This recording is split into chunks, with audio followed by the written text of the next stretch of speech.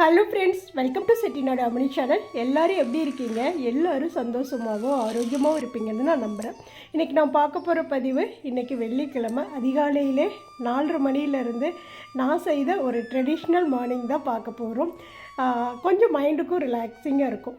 வாங்க வீடியோக்குள்ளே போகலாம். கண்டிப்பாக இந்த வீடியோ உங்கள் எல்லாருக்குமே பிடிச்சிருந்தது அப்படின்னா செட்டிநாடு அம்மணி சேனலை சப்ஸ்கிரைப் பண்ணிக்கோங்க. பக்கத்தில் இருக்கக்கூடிய பெல்லைக்கானை கிளிக் பண்ணிவிட்டு உங்கள் ஃப்ரெண்ட்ஸ் ஃபேமிலிக்கும் ஷேர் பண்ணுங்கள். வீடியோ பார்க்குற எல்லோரும் கண்டிப்பாக ஒரு லைக் கொடுங்க. நேற்று நம்மளுடைய சேனலில் நம்மளுடைய பூஜை ரூம் டூர் வீடியோ கொடுத்துருக்கேன், பாருங்கள், மிஸ் பண்ணிடாமல் பாருங்கள். எல்லாருமே கண்டிப்பாக அந்த வீடியோ எல்லாருக்குமே பிடிக்கும். அந்த வீடியோஸில் வந்த அத்தனை கமெண்ட் பண்ண எல்லா சகோதரிகளுக்கும் கோடான கோடி நன்றிகள். அவ்வளோ ஒரு பாசிட்டிவ் கமெண்ட்ஸு. ரொம்ப எல்லாருக்கும் நான் நன்றி சொல்லிக்கிறேன்.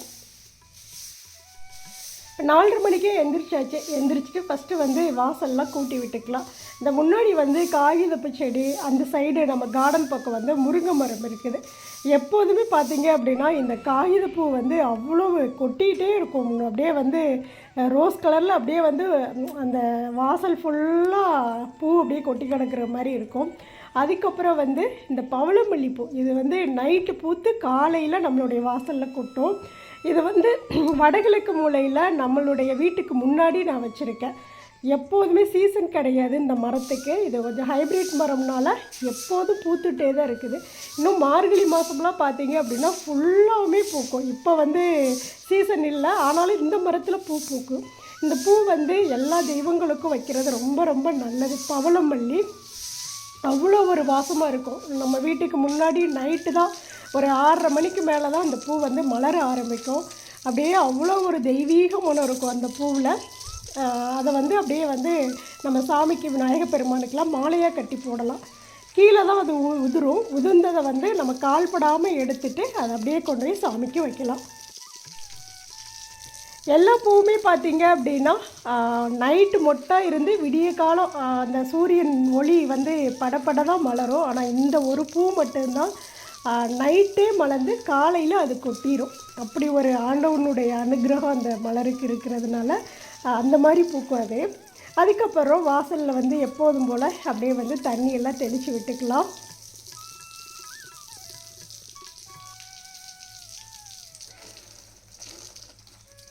அப்படியே செடிகளுக்கும் தண்ணி விட்டுக்கிறேன்.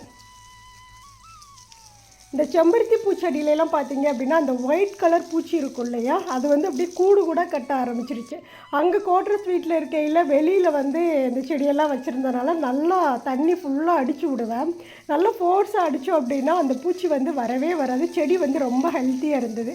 இப்போ என்னாகுது அப்படின்னா, இப்போது தண்ணி நம்ம பிடிச்சி தான் ஊற்றுறோம் இல்லையா, இந்த டியூப் வாங்கின்னு இன்னும் மாட்டலை. ஆனால் இன்றைக்கி கொஞ்சம் மாட்டி விட்டுருந்தேன், பிடுங்கிட்டு வந்துடுது. இன்னுமே கொஞ்சம் நல்லா இருக்க கட்டணும். அதனால் அது மாட்டுறதுக்கு ஆள் வராதனால நானே இன்றைக்கி கொஞ்சம் மாட்டி அப்படியே ஃபுல்லாக ஃபோர்ஸாக அடித்து விடலாம் அப்படின்னு சொல்லிவிட்டு அப்படியே செடிகளுக்கு எல்லாத்துக்குமே அடித்து விட்டேன். இன்றைக்கி தான் அந்த பூச்சி எல்லாமே போயிருக்குதுங்க. அவ்வளோ அப்படியே பார்த்திங்கன்னா பக்கத்தில் நான் எடுக்காமல் விட்டுட்டேன், வீடியோவில் காட்டலை உங்கள்கிட்ட. உங்களுடைய செம்பருத்தி செடியிலையுமே இது மாதிரி பூச்சிகள் இருந்தது அப்படின்னா ஃபோர்ஸாக நல்லா தண்ணி அடித்து விடுங்க. ஒவ்வொரு கிளையிலையுமே அடிச்சிங்க அப்படின்னா அந்த பூச்சி போயிடும். அதுக்கப்புறம் பார்த்திங்கன்னா அந்த செம்பருத்தி பூச்செடியில் உள்ள அந்த ஒயிட் கலர் பூச்சி வராமல் இருக்கிறதுக்கு நம்ம வீட்டில் ஒரு ஹெல்த்தியான ஒரு உரம் தயார் பண்ணலாம். உரம்னு சொல்ல விட அது லிக்யூடாக தான் நம்ம தயார் பண்ணணும். என்ன அப்படின்னா, பச்சை மிளகாய், இஞ்சி இதை நல்லா பேஸ்ட் மாதிரி அரைச்சிக்கோங்க. அதில் கொஞ்சம் பேஸ்ட் மாதிரி அரைச்சிட்டு அதை நல்லா ஃபில்ட்ரு பண்ணிவிட்டு அது கூட நீம் ஆயில், வேப்பெண்ணெய் இருக்குல்ல, அதை கலந்துட்டு நல்லா ஸ்ப்ரே பண்ணி விட்டுறலாம். வரவே வராது. இதுவே நம்ம செஞ்சுக்கலாம். நீம் ஆயில் கிடைக்கலனா கூட வெறும் பச்சை மிளகாயும் இஞ்சியுமே போதும். நான் அப்படியே தான் தெளித்து விடுவேன். ஸ்ப்ரே பாட்டில் இருந்தது அப்படின்னா அதில் நம்ம வச்சு தெளித்து விடலாம். இல்லை அப்படின்னா வேப்பந்தலை இருக்குது இல்லையா, அதை அப்படியே அந்த தண்ணியில் நனைச்சி அப்படியே தெளித்து விட்டோம்னாவே போதும். எந்த செடிகளுக்கும் பூச்சி வரவே வராது. அப்படி தான் நான் ட்ரை பண்ணுவேன். அது மாதிரி நீங்களுமே செஞ்சு பாருங்கள்.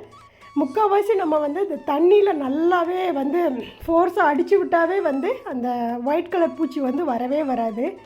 அது என்னோடய அனுபவம். இருந்தாலும் உங்களுக்கு யாருக்காவது தெரிஞ்சுது அப்படின்னா கமெண்ட்ஸில் சொல்லுங்கள். இப்போ எல்லாம் வாசல்லாம் தண்ணி தெளித்து விட்டுட்டு செடிகளுக்கெல்லாம் தண்ணி பிடிச்சி விட்டுட்டு அதுக்கப்புறம் வாசல் நல்லா மாப் போட்டு விட்டுட்டு இப்போ நான் அழகாக மங்களகரமாக இன்றைக்கி கோலம் போட்டுக்கலாம்.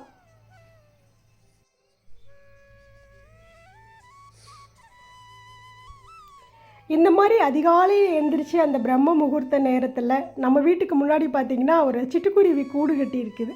அது வந்து இந்த கோலம் போடுறப்போ தண்ணி தெளிக்கிறப்பெல்லாம் அது கொடுக்குற சவுண்டு கேட்டுக்கிட்டே வந்து அந்த கோலம் போடுறதெல்லாம் ரொம்ப ரொம்ப நல்லா இருக்குதுங்க. அது கத்துறது, 2 குருவிகளுமே மாற்றி மாற்றி பேசிக்கிறது, அதெல்லாம் சூப்பராக இருக்குது. இன்னொன்று அந்த குருவி வந்து அதாவது முட்டை போட்டு குஞ்சையும் பொரிச்சிருச்சு. 2 குஞ்சு பொரிச்சிருக்குது. அது பக்கத்தில் போனோம் அப்படின்னா பறந்து போயிடுது. அதனால தான் வந்து அது இப்போ பறக்க வச்சிட்ருக்குது. அந்த குஞ்சை வந்து பறக்க வச்சிட்ருக்குது.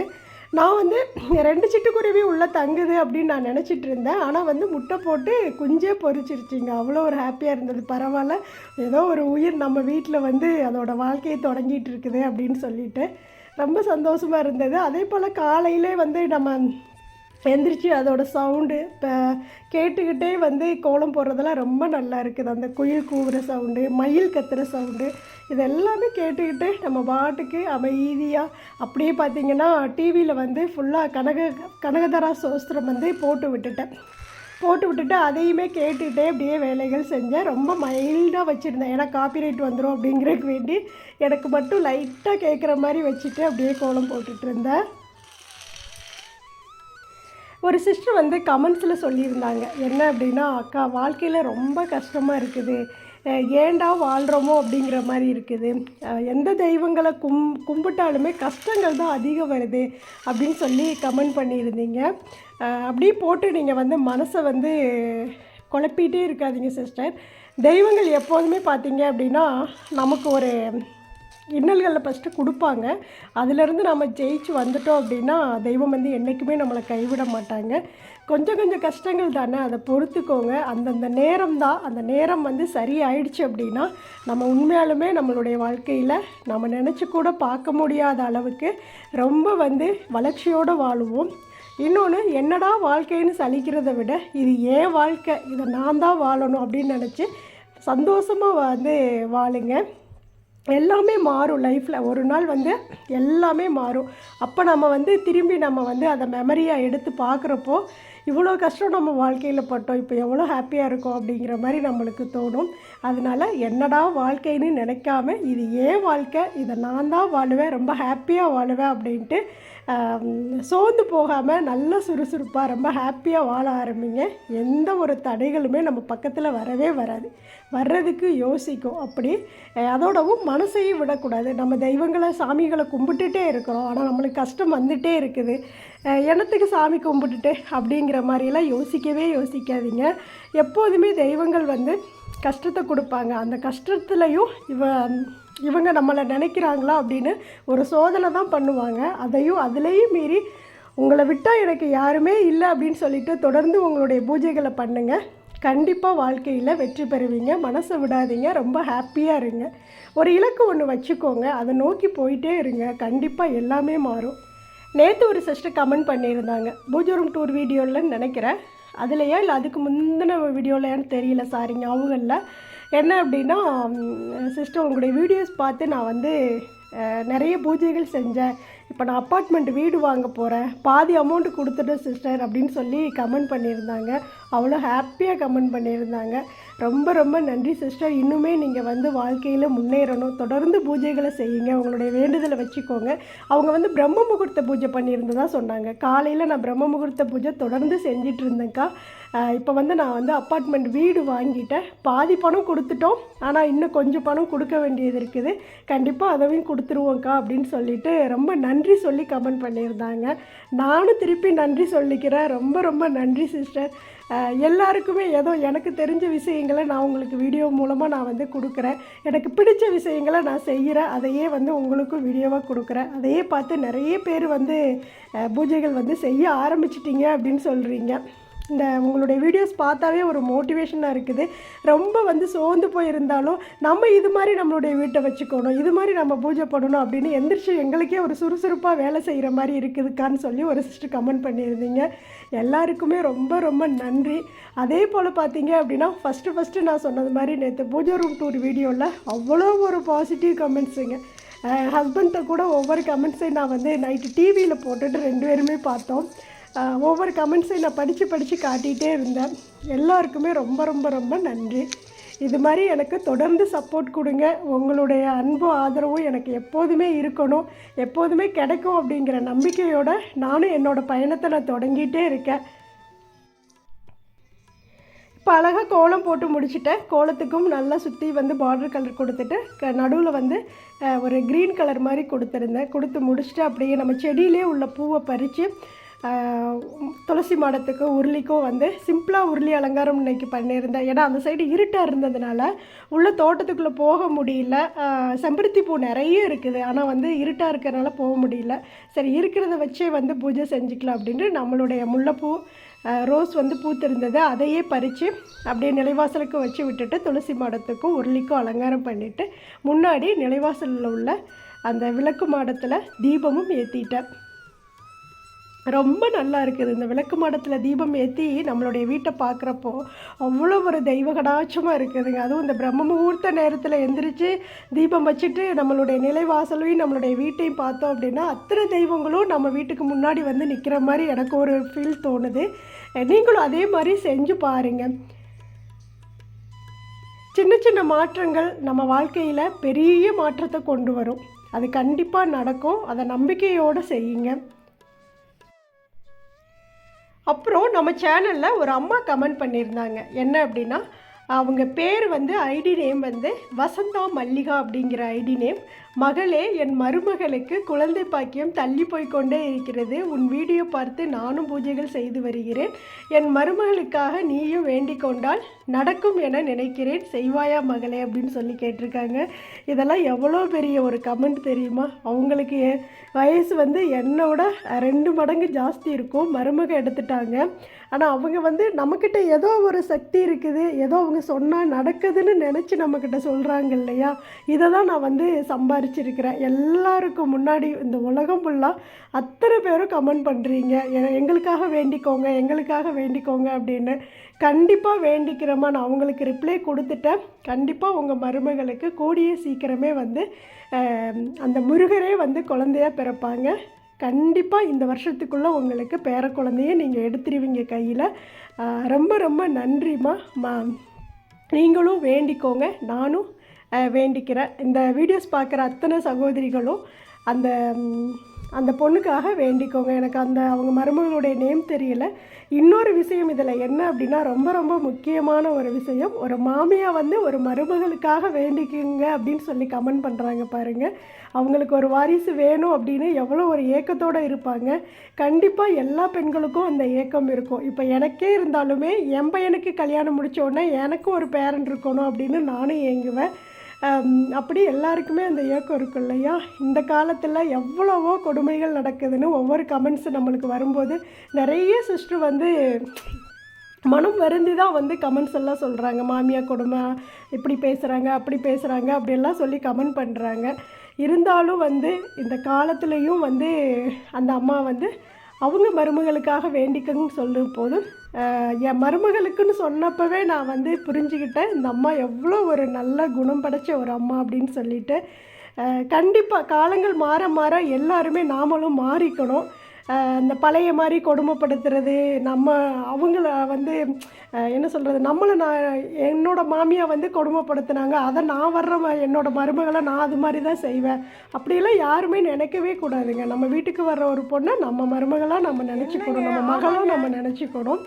அப்படி நினச்சிட்டோம் அப்படின்னாவே வந்து அந்த வித்தியாசங்கிறதே வராது. இது எங்கே இருந்து வந்த பொண்ணு தானே அப்படிங்கிறது வராது.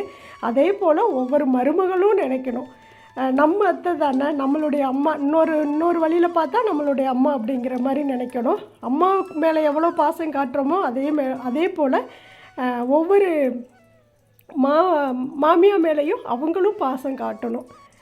அப்படி இருந்தது அப்படின்னாவே வந்து குடும்பம் உண்மையாலுமே இந்த அம்மா சொன்னது போல் அவ்வளோ ஹாப்பியாக இருக்கும். இப்போ இந்த அம்மா சொன்னதுனாலே பார்த்தீங்க அப்படின்னா அவங்க குடும்பத்தில் எவ்வளோ ஒரு சந்தோஷமாக மாமியார் மருமகளும் இருப்பாங்க இல்லையா?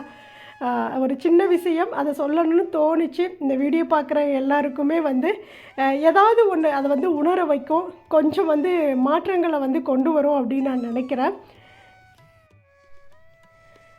அதனால எல்லா சகோதரிகளும், இந்த வீடியோ பார்க்குற அத்தனை சகோதரிகளும் அந்த சகோதரிக்காக வேண்டிக்கோங்க. எப்போதும் ஒருத்த வேண்டதை விட ஒரு கூட்டு பிரார்த்தனை செய்கிறதுக்கு பார்த்தீங்க அப்படின்னா அவ்வளோ சக்தி இருக்கும். ஒவ்வொரு வீடியோஸ்லையுமே சொல்லியிருக்கேன். அதனால தான் வந்து கோவிலெல்லாம் பார்த்தீங்க அப்படின்னா 108 விளக்கு, 1008 விளக்கு இப்படியெல்லாம் விளக்கு பூஜையெல்லாம் வைப்பாங்க. அது விளக்கு பூஜைங்கிறதே வந்து கூட்டு பிரார்த்தனை தான். எல்லா அந்த அந்த இடத்துல பார்த்தீங்க அப்படின்னா 1008 விளக்கு வைக்கிறாங்க அப்படின்னா எவ்வளோ ஒரு சக்தி அந்த இடத்துல இருக்கும் இல்லையா? அப்படி தான். அதனால வந்து எல்லாருமே இந்த வீடியோஸ் பார்க்குற என்னோடய சப்ஸ்கிரைபர் கிட்டத்தட்ட 57,000 பேர் இருக்கிறீங்க அப்படின்னா இந்த 57,000 பேரும் பார்ப்பீங்க, அதுக்கு மேலேயும் பார்ப்பீங்க.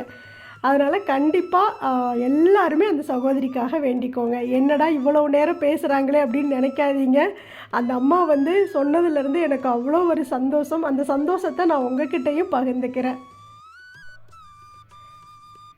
அதுக்கப்புறம் நான் தீபம்லாம் ஏற்றி முன்னாடி நிலைவாசல்லாம் சாம்பிராணி காட்டியாச்சு.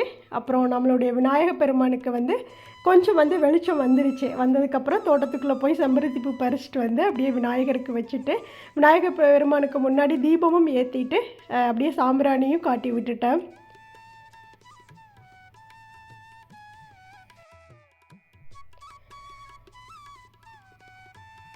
முன்முதல் கடவுள் விநாயகர் பெருமானை வழிபட்டாவே எல்லா தெய்வங்களையும் வழிபட்ட ஒரு பலன் வந்து நம்மளுக்கு கிடைக்கும். இப்போ விநாயகருக்கு அழகாக வந்து செம்பருத்தி பூ வச்சு அலங்காரம் செஞ்சாச்சு. கீழேயும் அவர் பாதத்துக்கிட்டேயே அப்படியே செம்பருத்தி பூவை வச்சு விட்டுட்டு தீபமும் ஏற்றிட்டேன். இப்போ அப்படியே வந்து அந்த சாம்பிராணி வந்து ஏற்றிக்கலாம். அந்த குடுவை இருக்குது இல்லையா, அந்த குடுவையில் இன்றைக்கி சாம்பிராணி வச்சு முன்னாடி வச்சுட்டேன். ரொம்ப அழகாக இருந்தது, ஒரு மாதிரி ட்ரெடிஷ்னலாக இருந்தது பார்க்குறக்கு. ஏன்னா இது வரைக்கும் பார்த்தீங்க அப்படின்னா அந்த உட்டு மேலே தான் தனியாக வச்சுருந்தேன். இப்போ வந்து விநாயகருக்கு முன்னாடி எடுத்து வச்சுட்டேன். அது ஒரு மாதிரி பார்க்குறக்கே ரொம்ப ரொம்ப அழகாக இருந்தது. பாருங்கள், எனக்கு வழிகாட்டியாகவும் என் வாழ்க்கையில் பெரிய முன்னேற்றத்தை கொடுக்கக்கூடிய இந்த விநாயகர் பெருமானை மனதார வேண்டிட்டு அவர்கிட்ட ஆசீர்வாதமும் வாங்கிட்டு அடுத்து என்னோடய ரொட்டீன் வேலையை நான் செய்ய ஆரம்பிச்சிட்டேன். இன்றைக்கி காலையில் 4:30 மணிலேருந்து இந்த வேலைகள் தான் நான் செஞ்சேன். கண்டிப்பாக இந்த பதிவும் உங்கள் எல்லாருக்குமே நான் பிடிக்கும்னு நினைக்கிறேன். பிடிச்சிருந்தது அப்படின்னா செட்டிநாடு அம்மணி சேனலை சப்ஸ்கிரைப் பண்ணிக்கோங்க. பக்கத்தில் இருக்கக்கூடிய பெல்லைக்கானை கிளிக் பண்ணிவிட்டு உங்கள் ஃப்ரெண்ட்ஸ் ஃபேமிலிக்கும் ஷேர் பண்ணுங்கள். வீடியோ பார்க்குற எல்லோரும் கண்டிப்பாக ஒரு லைக் கொடுங்க. எல்லாருமே ஹாப்பியாக இருங்க. எல்லாருக்குமே எல்லாமே நல்லதாகவே நடக்கும். தேங்க்ஸ் ஃபார் வாட்சிங். நன்றி, வணக்கம். அனைவருக்கும் நல்லதே நடக்கும்.